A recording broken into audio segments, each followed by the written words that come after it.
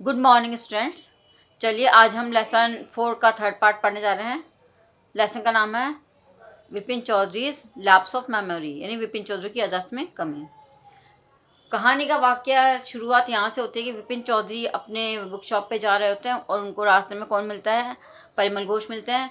और परिमल घोष उनसे बात करना चाहते हैं और उनको रांची की घटना के बारे में बताना चाहते हैं, लेकिन विपिन चौधरी परिमल घोष की बातों का ध्यान नहीं देते हैं, और क्योंकि उनको रांची की ट्रिप का सब कुछ याददाश्त भूल चुकी थी, मतलब सारे इंसिडेंट को भूल चुके थे और वो बिल्कुल भी उस व्यक्ति को नहीं पहचान पा रहे थे। व्यक्ति उनको बहुत सारा हिंट दे रहा था, बहुत सारे बताए थे कि क्या क्या उनके साथ घटना घटी। सारी घटनाओं के बारे में परिमल घोष ने विपिन चौधरी को सारा सुना दिया, लेकिन फिर भी विपिन चौधरी परिमल घोष को नहीं पहचान पाए और हमारा फर्स्ट पार्ट कंप्लीट हो गया। सेकंड पार्ट में विपिन चौधरी दिनेश मुखर्जी से बात करना चाहते हैं, लेकिन अचानक उनको याद आता है कि दिनेश मुखर्जी तो मेरे स्टाफ का ही व्यक्ति है, यदि उसे मेरी गलती पकड़ में आ जाएगी तो वो मेरे क्या कर देगा, इंसल्ट कर देगा। इसलिए विपिन चौधरी ने परिमल घोष से रांची के ट्रिप के बारे में कुछ भी नहीं पूछा। आफ्टर दैट वो अपने फ्रेंड के पास जाता है और फ्रेंड के पास जाकर वो रांची की ट्रिप के बारे में बात करता है। क्योंकि उनका जो फ्रेंड था वो हमेशा हर चीज़ डायरी में मेंशन करके रखता था, तो विपिन बाबू का मानना था कि ज़रूर उस डायरी में मेरे रांची ट्रिप के बारे में भी होगा। तो अपने फ्रेंड के यहाँ जाता है और फ्रेंड के पास पूछता है क्या मैं कभी रांची गया था। तो उनका फ्रेंड अपनी डायरी देखता है और डायरी देखकर बोलता है कि हाँ तुम रांची गए थे। और जितनी भी परिमल घोष ने सारी बातें बताई थी किसको, विपिन चौधरी को, वो सारी बातें उनके फ्रेंड ने भी रिपीट की कि हाँ तुम गए थे, तुम्हारे घुटने में चोट लग गई थी और ना जो परिमल घोष हॉल में बैठ के चाय पीते थे, है ना। इस तरह सारी घटनाएं उन्होंने बोला। विपिन चौधरी अब अपने घर आ जाते हैं। अपने घर आकर वो नेक्स्ट डे ऑफिस में जाते हैं, अपने घर आते हैं। अपने घर आकर वास्तव में अपने लेफ्ट नी को चेक करते हैं कि क्या परिमल घोष सही बोल रहा है, हो सकता है परिमल घोष सही बोल रहा हो। तो अपने प्रूफ को, अपने मतलब जितने फैक्ट्स परिमल घोष ने बोले थे उनको प्रूफ करने के लिए वो अपने लेफ्ट नी को चेक करता है कि यदि वास्तव में मैं कभी रांची गया होगा तो मेरी नी के चोट के बारे में कैसे किसी को पता होगा, है ना। वो तय पता होगा जब मैं उसको जानता हूँ या वो मुझे जानता होगा। तो वो अपने राइट नी को चेक करते हैं, तो लेफ्ट नी को सॉरी, तो उसमें वास्तव में उनके चोट के निशान थे जो कि काफ़ी दिनों पुराने थे। अब विपिन चौधरी को कुछ आभास होने लगा था कि क्या वास्तव में रांची गया था, है ना, क्योंकि जो परिमल घोष ने जितनी बातें बताई वो सब भी बिल्कुल सही नज़र आ रही है। तो वास्तव में क्या मैं रांची गया था, मुझे तो उस रांची की घटना की ट्रिप के बारे में बिल्कुल भी याद नहीं है। ऐसा सोचते सोचते विपिन बाबू आज नेक्स्ट डे अपने ऑफिस में पहुंच जाते हैं। और चलिए आज हमने फर्स्ट और सेकंड पार्ट रिपीट कर लिया, चलिए हम थर्ड पार्ट की तरफ पढ़ते हैं बेटा। After lunch time, Bipin Chaudhary realized that he could not possibly carry on the sitting on his desk and working। यानी विपिन चौधरी का लंच टाइम फिनिश हो गया। अब विपिन चौधरी का लंच के बाद काम करने का बिल्कुल भी मूड नहीं था। क्योंकि उनका ध्यान तो रांची की ट्रिप में जा रहा था। This had never been in the 25 years. आज तक के 25 साल के कार्यकाल में कभी भी ऐसा नहीं हुआ कि उन्होंने कभी हाफ डे लिया हो या आज उनका काम करने का मन नहीं हो। He had been with the firm, वो एक बहुत बड़ी फर्म में काम करता था। He had reputation for his being tirelessness work, यानी वो अपनी थकान बिना थके काम करने के लिए उसकी अपने ऑफिस में बड़ी रेपुटेशन थी। यानी सब उनका लोहा मानते थे कि विपिन बाबू बगैर थके लंबे समय तक काम कर सकते हैं। अब और आज क्या था, आज उनका जो हेड था वो व्हील कर रहा था। व्हील का मतलब क्या था, घूम रहा था। आज उनका सिर चकराने लग गया था। विपिन बाबू बैक होम एट 2:30 पे विपिन बाबू वापस घर आ गए। And Vipin Babu lay down in the bed, बिस्तर पे लेट गए। And try to gather his wits together, और उन्होंने रांची की ट्रिप को याद करने की कोशिश की बड़े शांत दिमाग से। ठीक है, he knew that it was possible to lose one's memory through an injury in head, यानी उनका मानना था यदि हमारे जो दिमाग में कभी चोट लग जाती है ना, तो उस चोट से हो सकता है कि हमारी मेमोरी लॉस हो जाए। तो हो सकता है उनके साथ भी कुछ ऐसा ही हुआ हो। But he did not know how to single instance of the ones, लेकिन आज तक उनके साथ ऐसा कोई घटना उनको याद नहीं कि कभी उनके साथ ऐसा घटा हो।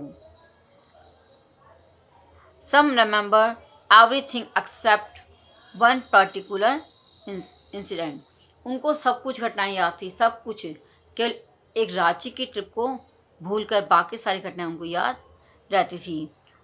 ठीक है, क्योंकि वो बड़े बड़े जितने भी थे बिजनेसमैन के पूरे टेक ओवर करते थे, बड़ी बड़ी मीटिंग करते थे, लेकिन कभी भी विपिन बाबू अपनी मेमोरी से गायब नहीं हुए, यानी वो हमेशा टाइम टू टाइम हर काम को प्रॉपरली करते रहे। समझ में आया बेटा? And a fairly recent and significant one that, केवल एक ही था जो एक अजूबा था। He had always wanted to go to Ranchi, to have gone and there and done things, and not to remember something utterly impossible. वो कहता है हालांकि मैं रांची जाना चाहता था, मुझे रांची के लिए मेरी इच्छा थी कि मैं रांची जाऊं, और यदि मैं गया भी हूँ, मैं वहाँ गया भी हूँ और मैंने सारे काम भी किए हैं वहाँ जाकर, लेकिन कोई फ़ायदा नहीं हुआ क्योंकि मैं तो रांची की ट्रिप को बिल्कुल भूल चुका था। एट 7 विपिन बाबू's servant came in the room and her servant announced Vipin Babu that Chunni Lal has come at home and he said that he wanted to talk with Vipin Babu. ठीक है, वेरी इंपॉर्टेंट थिंग। तो जो servant आता है और servant कहता है कि सर चुन्नीलाल आए हैं, चुन्नीलाल बाबू आए हैं और वो आपसे कह रहे हैं कि वो आपसे कोई इम्पोर्टेंट काम करना चाहते हैं, इम्पोर्टेंट बात करना चाहते हैं। अब विपिन बाबू का माइंड वैसे ऑफ था, हालांकि जो चुन्नी बाबू थे वो उनके क्लासमेट थे। क्या थे? क्लासमेट। वो स्कूल मेट थे, स्कूल में पढ़ते थे और दोनों बहुत अच्छे थे। लेकिन चुन्नी बाबू का टाइम कुछ खराब चल रहा था। He had been having a rough time lately, बहुत लंबे समय से, लेटली मतलब बहुत लंबे समय से चुन्नी बाबू का टाइम खराब चल रहा था। And had been coming to see him about the job, और वो हमेशा उनसे जॉब के बारे में बात करना चाहते थे, इसलिए वो उनके पास आते थे। Vipin Babu knew it was not possible to do anything. जो विपिन बाबू थे उन्होंने चुन्नी बाबू को बोल दिया था कि वो उनके लिए कुछ भी नहीं कर सकेंगे। And in fact told him so, but चुन्नी बाबू केप्ट कमिंग, यानी लेकिन फिर भी चुन्नी बाबू एक आशा भरी नज़रों से देखते हुए और विपिन बाबू की हेल्प के लिए आते थे, विपिन बाबू से हेल्प लेने के लिए आते थे। समझे आपको? चलिए next. Like as a bad penny का मतलब होता है अपमान करना, ये मतलब बार बार विपिन बाबू उनको अपमान करते थे, लेकिन फिर भी वापस वो विपिन बाबू के पास आते थे। Vipin Babu sent word that not only was it not possible for him to see Chunni now, but not for several weeks, यानी वो सर्वेंट को कहते हैं कि तुम जाओ चुन्नी बाबू को कहो कि मैं अभी उनके पास नहीं आ सकता, और अभी नहीं बल्कि मैं 1 सप्ताह के लिए उनसे नहीं मिल सकता हूँ। But as soon as the servant stepped out of the room, लेकिन जैसे जैसे सर्वेंट रूम से बाहर निकला, it struck Vipin Babu that Chunni might remember something about the 58 trip. अचानक उसको ध्यान आया कि केवल चुन्नी बाबू है जिसको पता होगा कि मैं वास्तव में 58 में रांची ट्रिप पर गया था। There was no harm asking him, और उससे मैं पूछूंगा तो मुझे कुछ नुकसान भी नहीं होगा। विपिन बाबू hurried down the stairs and into the living room। Vipin बाबू जल्दी से सीढ़ी उतरे और अपने लिविंग रूम में चले गए। चुन्नी was about to leave, but seeing the Vipin Babu appeared, he turned roundly happily। यानी जब चुन्नी बाबू उतरने ही मतलब घर से निकलने वाले थे, उस समय चुन्नी बाबू ने देखा कि विपिन बाबू नीचे उतर रहे हैं। विपिन बाबू को देखते ही चुन्नी बाबू बड़ी खुशी से, इस होप से कि चलो आदमी को विपिन बाबू जॉब दिला देंगे, इस होपफुल होकर वो बड़े खुश हुए और चुन्नी की तरफ विपिन बाबू की तरफ मुड़े।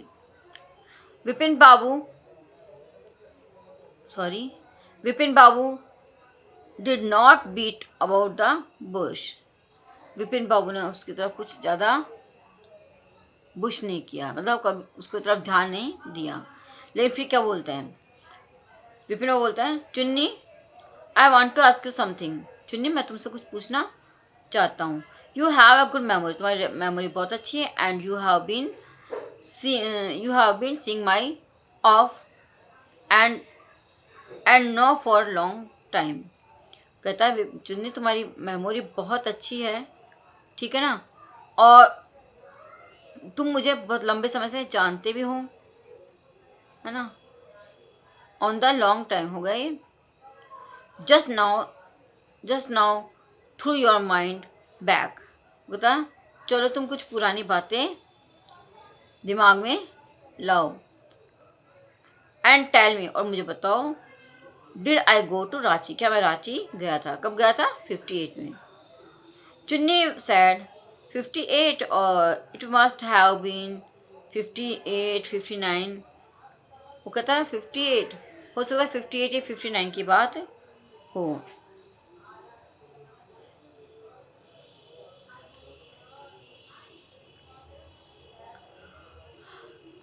अब इस तरह से बात करता है ना चुन्नी बाबू, तो मतलब ये कहना चाहते हैं कि विपिन बाबू कि तुम वास्तव में गए थे। You are sure that I did go to Ranchi, क्या तुम्हें पक्का विश्वास है कि मैं रांची गया था? ठीक है। Chunni's looks of amazement was not unmixed worry, यानी चुन्नी जब उनको देख रहे थे विपिन बाबू को, तो बड़े आश्चर्य से देख रहे थे। Do you mean you have doubt about having gone at all? वो कहते हैं डू यू मीन, क्या तुम ये कहना चाहते हो, यू हैव डाउट कि तुम्हें कुछ शक है, तुम ऐसा बोलना चाहते हो कि तुम्हें कुछ शक है किसके बारे में? रांची की ट्रिप के बारे में, क्या तुम्हें कुछ शक है? ऐसा कौन बोलना चाहता है? Vipin Babu. Did I go, you remember clearly? Vipin Chaudhary कहते हैं कि तुम वास्तव में बताओ कि क्या मैं वास्तव में रांची ट्रिप पर गया था? चुन्नी sat down on the sofa. अब चुन्नी सोफा पर बैठ जाते हैं। Fixed Vipin Babu with a long hard starring, और विपिन बाबू को चुन्नी बड़े ध्यान से, लॉन्ग स्टारिंग मतलब होता है घूर कर देखना, बड़े ध्यान से बहुत देर तक उनको देखते रहे। एंड सैड, और बोले, विपिन बाबू यू हैव टेकन ड्रग्स और समथिंग। वो कहते हैं विपिन बाबू क्या तुमने कभी ड्रग ली है या कुछ और लिया है? As far as I know you have clear record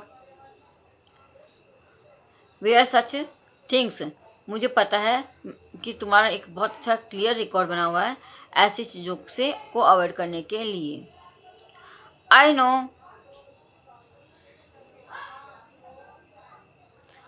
no that old friendship does not mean much to you. मुझे पता है कि जो हमारी पुरानी फ्रेंडशिप है, वो तुम्हारे लिए कोई इम्पोर्टेंट नहीं है। But at least you had gone a memory, लेकिन you have a good memory. लेकिन मुझे पता है तुम्हारी जो मेमोरी है वो बहुत ही तेज है। You can't really mean that you have forgotten about the Ranchi trip. वो कहता है कि मुझे विश्वास नहीं होता कि तुम रांची की ट्रिप को भूल गए, ऐसा मुझे विश्वास नहीं हुआ। Vipin Babu had to turn away from the Chinni इंक्लूडल्स। विपिन बाबू चुन्नी से थोड़ा दूर हो गए और पीछे चले गए। Do you remember what my job was.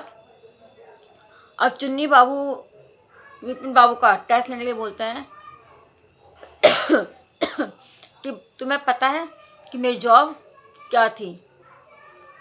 क्या बोलते हैं, क्या तुम्हें पता है मेरी जॉब क्या थी। अब विपिन बाबू कहते हैं ऑफ कोर्स, मुझे पता है कि तुम्हारी जॉब क्या थी। ठीक है। You worked in a travel agency. तुम एक ट्रैवल एजेंसी में काम करते थे। फिर विपिन बोलता है you remember that and you do not remember.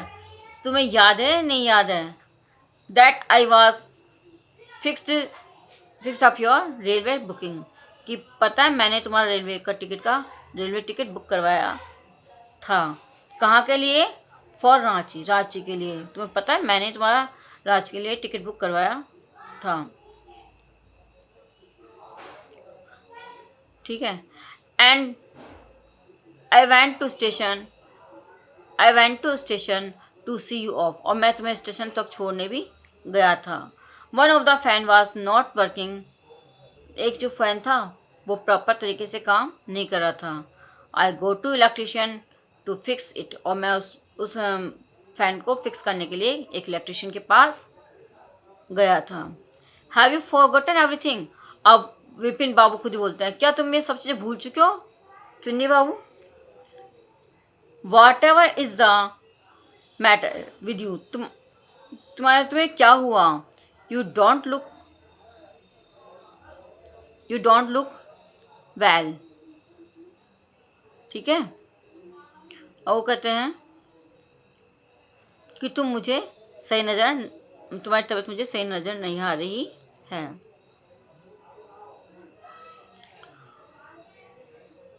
Vipin Babu sighed and shook his hand. Vipin Babu अपना सिर नीचे झुकाते हैं और वो चुप हो जाते हैं और खुद ही अपने मन में बड़बड़ाते हैं I have been working too hard. आज मैं कुछ दिनों से बहुत कड़ी मेहनत कर रहा हूँ। He said at last and that must be the reason. केवल यही कारण है कि मैं सब चीज़ें भूल रहा हूँ। Must see about the counselling specialist. अब मुझे एक स्पेशलिस्ट काउंसलिंग करनी पड़ेगी। ठीक है। Doubtless it was Vipin Babu condition which made Chunilal leave without maintain any things about job. अब चुन्नीलाल थे वो विपिन बाबू की कंडीशन को समझते थे, इसीलिए उसने अपनी जॉब के बारे में चुन्नीलाल से कोई भी डिस्कशन नहीं किया। कुछ भी डिस्कशन नहीं किया उन्होंने। ठीक है। और चुन्नी बाबू डॉक्टर से काउंसलिंग करने के लिए गए। परेश चंदा वाज यंग फिजिशियन। परेश चंद था, वो एक यंग फिजिशियन था जिसकी आइज ब्राइट आइज थी और शार्प नोज थी। He become thoughtfulness when he heard about the Vipin Babu symptoms. जब उसने डॉक्टर ने विपिन बाबू के सिम्टम्स सुने तो वो बड़ा सोच में रह गया। Look doctor Chanda said Vipin Babu. Vipin Babu कहता है देखो डॉक्टर चंदा कहता है Vipin Babu desperately you must cure me of your horrible illness. मुझे तुम्हारा जो हॉरिबल इलनेस है उसको देखना पड़ेगा। I can't tell you how affecting my work. मुझे नहीं पता कि जो मैं तुम्हारे साथ ट्रीटमेंट करूँगा उसका इफेक्ट क्या पड़ेगा।